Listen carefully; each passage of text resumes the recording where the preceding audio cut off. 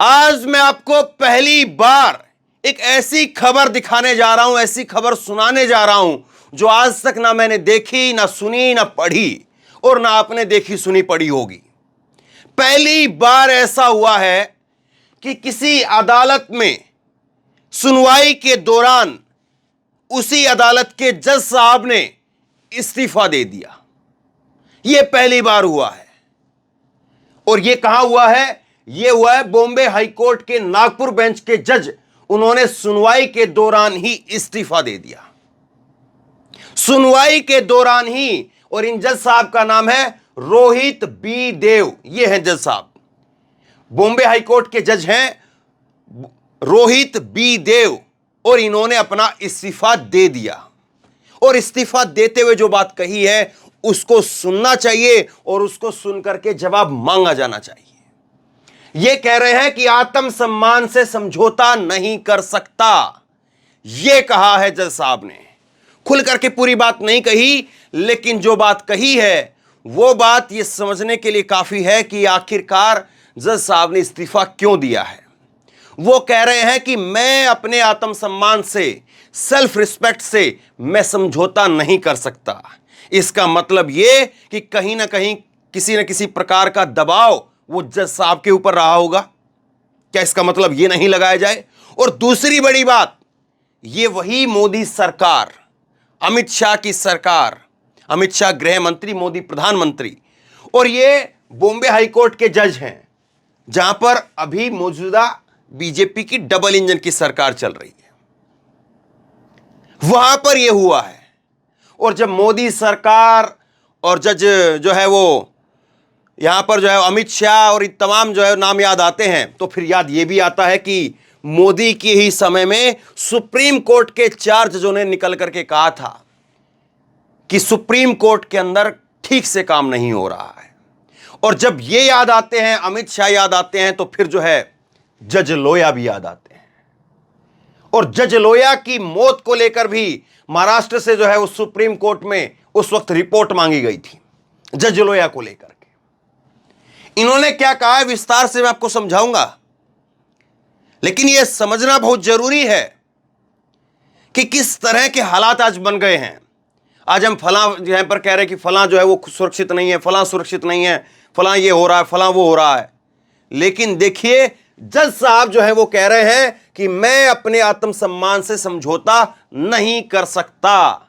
और वो इस्तीफा दे देते हैं चलती हुई अदालत के अंदर, भरी अदालत में सुनवाई के दौरान ही इस्तीफा दे देते हैं। मोदी साहब कुछ बोलेंगे, बताएंगे कि ये क्या हो रहा है, देश को समझाएंगे कि ये क्या हो रहा है। और इतना ही नहीं, सीजीआई चंद्रचूड़ साहब, सुप्रीम कोर्ट के जो जज हैं, वो अब इनकी रिपोर्ट मंगाएंगे हो सकता है, क्योंकि सुप्रीम कोर्ट जो है वो रिपोर्ट तो जरूर मांगेगा जब बॉम्बे हाई कोर्ट के एक जज ने इस तरह से इस्तीफा दिया है। लेकिन डीवाई चंद्रचूड़ साहब कई मामलों के ऊपर जो है खुद असहज महसूस करते हैं और इन्होंने इसका कई बार जिक्र भी किया है। आगे मैं आपको दिखाऊंगा, लेकिन पहले अभी ये खबर दिखाता हूं। ये खबर जो है वो आप देखिए, और इस खबर को आप देखेंगे तब आपको समझ में आएगा कि किस तरह के हालात जो है वो बने हुए हैं। और बहुत सीनियर जज हैं ये जो है बहुत सीनियर जज हैं और नागपुर बेंच के जज रहे हैं ये। और देखिए क्या लिखा है, पहली बार बॉम्बे हाईकोर्ट की नागपुर बेंच की जज ने सुनवाई के दौरान ही इस्तीफा दे दिया। यह आज भास्कर की खबर है, आज की खबर, ताजा खबर, पुरानी खबर नहीं दिखा रहा हूं आपको। और इसमें जस्टिस देव बोले हैं, रोहित बी देव नाम इनका, आत्मसम्मान से समझौता नहीं कर सकता। बॉम्बे हाईकोर्ट की नागपुर बेंच के जस्टिस रोहित बी देव ने शुक्रवार को, आज शनिवार है, कल शुक्रवार था, शुक्रवार को अदालत की कार्रवाई के दौरान इस्तीफा दे दिया। जज ने कहा कि इस्तीफा निजी कारणों से दिया है। कोर्ट में ही मौजूद एक वकील के अनुसार उन्होंने यह भी कहा कि आत्मसम्मान से समझौता नहीं कर सकते हैं, स्वाभिमान के खिलाफ काम नहीं कर सकते हैं। उन्होंने वकीलों से कहा कि उन्होंने सख्त तेवर अपनाए केवल इसलिए कि वे मेहनत और करें। उनके मन में किसी के प्रति कोई दुर्भावना नहीं थी। अगर किसी को उनकी बातों का बुरा लगा हो तो वो माफी मांगते हैं। बहुत जो है गहरी बात है, मैं इसको जल्दी में पढ़ गया, लेकिन आप समझिए जरा। जज साहब ने अपने इस्तीफे से पहले माफी मांगी है और उन्होंने कहा कि मैंने मेहनत की है, मैंने सख्ती दिखाई है, और वो केवल इसलिए दिखाई है कि आप लोग मेहनत करें, अच्छे से काम करें, वकीलों से कहा है। तो क्या प्रेशर था। और वो कह रहे हैं कि मैं अपने स्वाभिमान के साथ में, आत्मसम्मान के साथ में समझौता नहीं कर सकता हूं और उसके खिलाफ, अपने स्वाभिमान के खिलाफ मैं काम नहीं कर सकता हूं। तो क्या काम ऐसा था जो जज साहब नहीं करना चाहते थे, उनसे करवाया जा रहा था? कौन सा फैसला ऐसा था जिसमें जज साहब उसके मुताबिक फैसला नहीं देना चाहते थे, जो इनकी अंतरात्मा नहीं मांग रही थी? स्वाभिमान का मतलब यही हो गया कि मेरी अंतरात्मा जो है उस काम को करना नहीं चाहती है जो काम मुझसे करवाया जा रहा है। ये जो है इनके जो ये बातें, इनका लबोलवाब है। आगे देखिए, अगर उनकी बातों का बुरा लगा हो तो माफी मांगते हैं। जज ने जो है वो इस्तीफे से पहले माफी मांगी अदालत के अंदर। जस्टिस देव ने हाल में समृद्धि एक्सप्रेस के ठेकेदारों से संबंधित सरकारी प्रस्ताव पर रोक लगा दी थी। वहीं पिछले साल अक्टूबर में दिल्ली यूनिवर्सिटी के प्रोफेसर JN साईं बाबा को नक्सलियों से संबंधित मामले में बरी कर दिया था। हालांकि सरकार की अपील पर वह इस साल अप्रैल में सुप्रीम कोर्ट के जस्टिस देव के नेतृत्व वाली बेंच ने यह आदेश जो है वो रद्द कर दिया था। साथ ही हाईकोर्ट में दूसरी बेंच में दोबारा सुनवाई के लिए भेज दिया गया। वे असिस्टेंट सॉलिसिटर जनरल और महाराष्ट्र के एडवोकेट जनरल रह चुके हैं। अप्रैल 2017 में उन्हें हाईकोर्ट की नागपुर खंडपीठ में जज बनाया गया। दिसंबर 2025 में वो रिटायर होने वाले थे। जिस व्यक्ति को 2017 में जज बनाया जाता है और 2017 से आज 2023 में हम खड़े हैं, 6 साल हो चुके हैं। 6 साल वो व्यक्ति जज रह चुके हैं। कोई ऐसा नहीं कि कोई नए नए जज थे, दबाव में आ गए, दबाव झेल नहीं पाए, बहुत पुराने आदमी हैं, ठीक है। और 2025 में रिटायरमेंट होना था। तो ऐसा भी नहीं कि अभी जो है कोई रिटायरमेंट होनी थी, सरकार को जो है बदनाम करने की साजिश, फलाना फलाना, जो अंधभक्त लिखते हैं कि इनको तो फलानी पार्टी से जो है टिकट का ऑफर मिल गया होगा, इनको चुनाव लड़ना होगा, फलाना फलाना, तमाम तरह की बातें होती हैं। लेकिन 2017 में जज बने, 6 साल से जज हैं और 2025 में रिटायरमेंट होनी है। और इससे पहले, जज बनने से पहले, वे असिस्टेंट सॉलिसिटर जनरल रह चुके हैं, महाराष्ट्र सरकार के एडवोकेट जनरल रह चुके हैं। सबसे सीनियर जो वकील होते हैं वो रह चुके हैं। ये जज भी अब जो है लंबे समय से थे, लेकिन उसके बावजूद जो है इनको किस तरह से जो है वो झटका यहां पर लगा, इनको जो है वो, इनकी आत्मा किस चीज को लेकर के नहीं मानी और आखिरकार जो है इन्होंने इस्तीफा देना जो है वो ज्यादा उचित समझा। और ये 4 जजों की कहानी और जस्टिस लोया की कहानी वो तो सबको पता ही है, लेकिन आगे थोड़ा मैं रेफरेंस के लिए आपको बताऊंगा।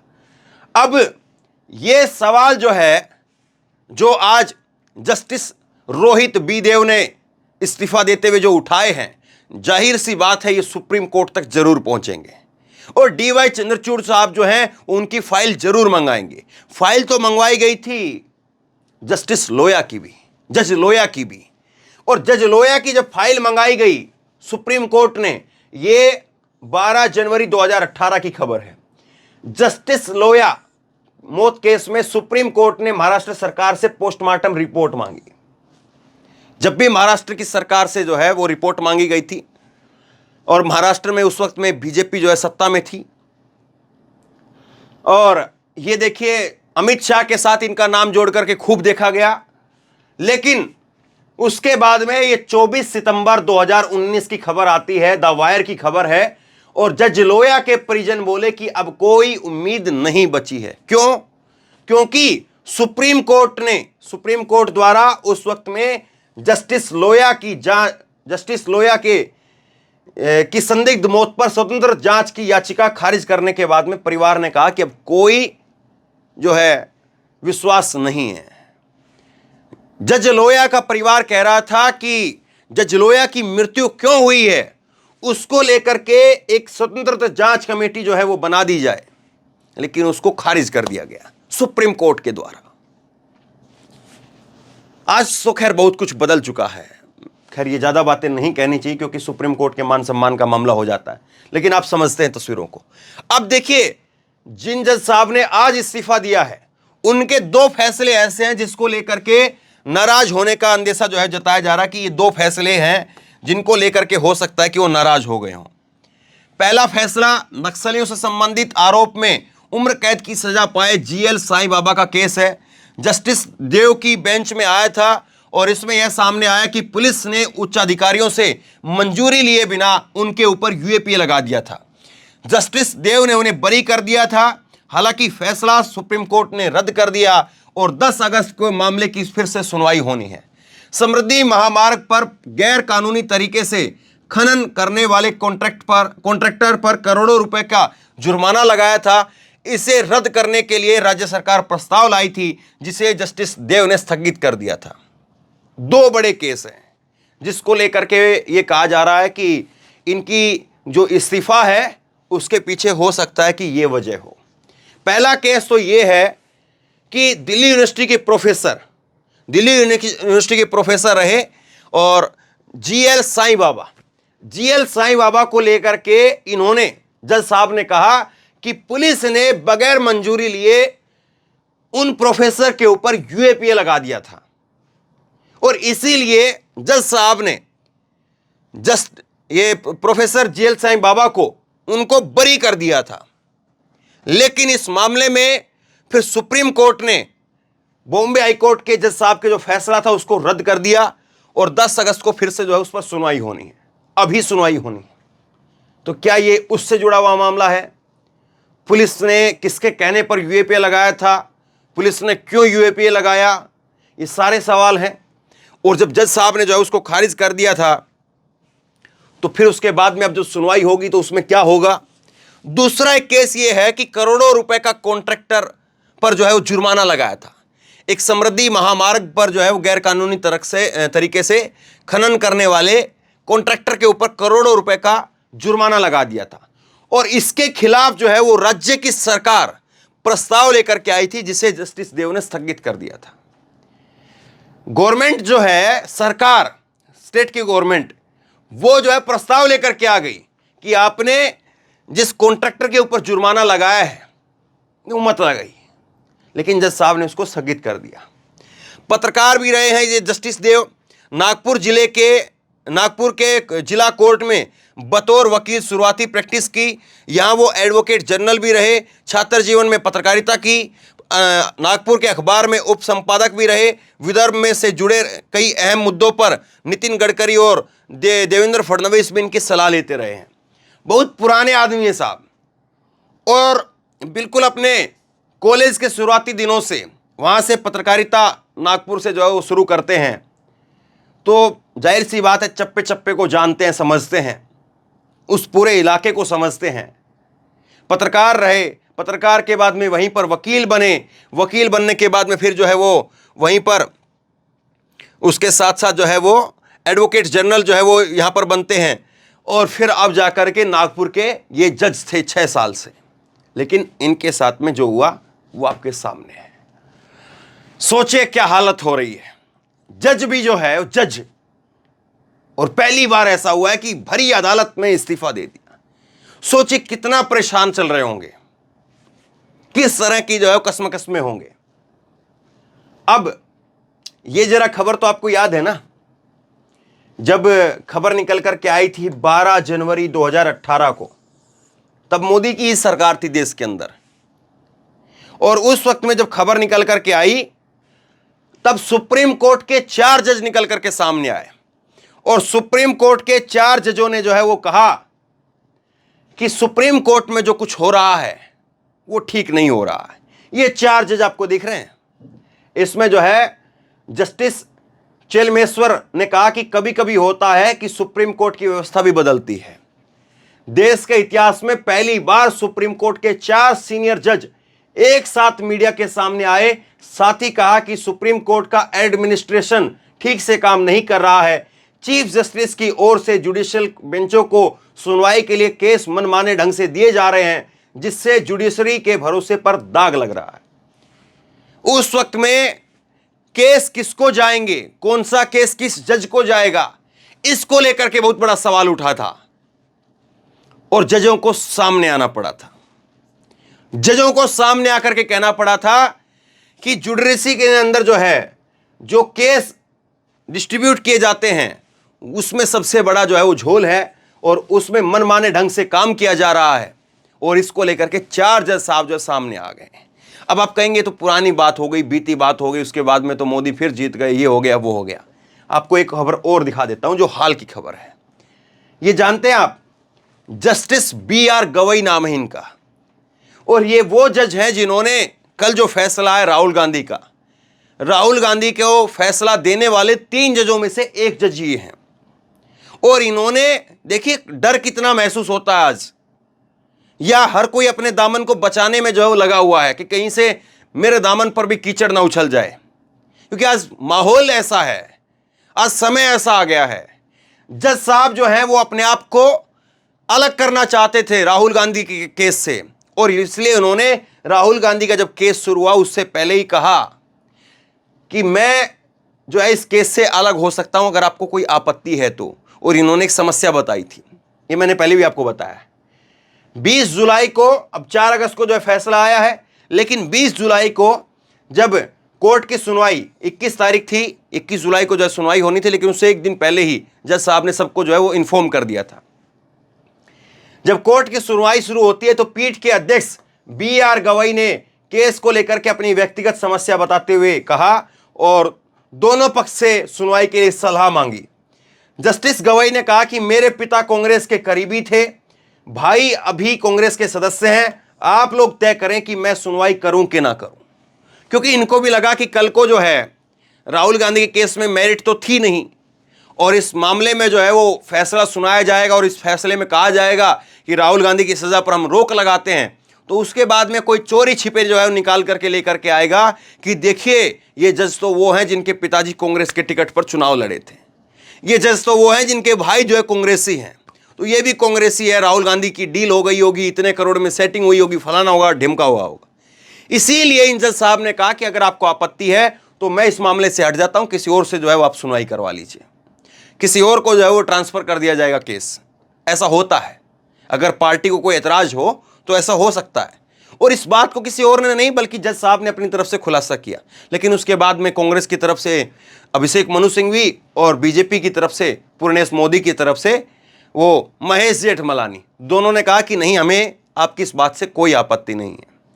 तो ये हालत हो रही है साहब, और ये हालत इसलिए है क्योंकि जस्टिस चंद्रचूड़ जो हैं वो कई बार अंदेशा जता चुके हैं, कई बार डर जता चुके हैं। जस्टिस चंद्रचूड़ कह चुके हैं कि उन्हें भी ट्रोल किया जाता है, और उन्हें भी ट्रोल किए जाने का डर जो है उन्हें लगता रहता है कि देश के अंदर जो है वो सोशल मीडिया पर ऐसे ही सुनता बढ़ रही है और झूठी खबरों की झंडी दिखाई देती है। लगातार सोशल मीडिया पर जो है भक्त जो ट्रोल आर्मी है वो कुछ भी लगा करके चलती रहती है। और ये देख लीजिए, इसका एक नमूना है, जब जज साहब ने DY चंद्रचूड़ ने मणिपुर को लेकर के सौते संज्ञान लिया, जब वो वीडियो वायरल हुई, तो उसके बाद में देखिए कि ये अनुपम के सिंह है, इन्होंने लिखा कि तुम क्या करोगे चंद्रचूड़, तुम क्या करोगे, मतलब अपने बड़े भाई से बोलने की हिम्मत नहीं हो पाती है। हमसे जो 2 साल सीनियर हो किसी पेशे में, तो हम अपने ऑफिस में किसी जो है सीनियर को तुम नहीं बोल पाते हैं। और ये व्यक्ति जो है वो देश के सुप्रीम कोर्ट के जो है सबसे बड़े जज चीफ जस्टिस को कह रहे तुम क्या करोगे चंद्रचूड़। पश्चिम बंगाल में महीनों हिंसा होती रही, हजारों लोग भाग करके दूसरे राज्यों में शरण लेनी पड़ती है, तब तो तुम्हारा मुंह नहीं खुलता है। तुम उस निकम्मी आलसी, देखिए फिर तुम उस निकम्मी आलसी और अंधी व्यवस्था के प्रतीक हो जो तमिलनाडु में मजदूरों के प्रताड़ना पर आवाज उठाने वाले मनीष कश्यप को जेल में ठूस देती है, दंगाइयों की लाशों पर अपना एक्टिविज्म चमकाने वाली तीस्ता सीतलवाड़ को कार्रवाई से बचाती है। तुम क्या करोगे। तो साहब आज मोदी के दौर में यह हालत हो गई है।